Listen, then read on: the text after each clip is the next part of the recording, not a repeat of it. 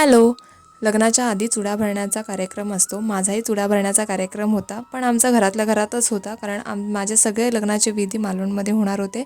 So इथे माझ्या घरी अलिबागला आम्ही जास्त काही विधी केले नाही. त्यामुळे घरातल्या घरात फक्त बाजूची मंडळींना आम्ही बोलवून हा चुडा भरण्याचा कार्यक्रम केला होता. चुडा भरण्यासाठी आम्ही कासारणी बोलवली होती आणि असं म्हणतात नवरीच्या हातात जो चुडा भरला जातो तो कासारणीच्या हातूनच भरला जातो.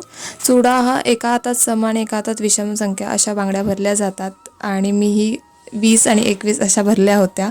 कधीही हातात न बांगड्या घालणाऱ्या मुली चुडा मात्र आवडीने घालतात आणि मी त्यातलीच आहे. ओकेजनली मी बांगड्या घालत असायची. जेव्हा साडी नेसायची तेव्हाच मी फक्त बांगड्या वेअर करायची, अदरवाईज माझा हात रिकामाच असायचा. पण चुडा मात्र मी आवडीने घातला, कारण ती एक वेगळी फिलिंग असते आणि खूप छान वाटत होतं मला. आमच्यामध्ये ॲक्च्युली चुडा हा एंगेजमेंटमध्येच भरतात, पण मी भरला नव्हता कारण मला लग्नामध्ये मेहंदी काढायची होती. सो लग्न आणि एंगेजमेंटमध्ये 10-15 दिवसाचं अंतर असल्यामुळे मी चुडा लग्नाच्या दिवशी भरायचंच डिसाईड केलं होतं. चुडा भरल्यानंतर प्रत्येक मुलीचं लूक एकदम वेगळंच खुलून दिसतं ना. तुम्हाला काय वाटते ना मी नवरी कशी वाटते? मला कमेंटमध्ये नक्की सांगा. बाय.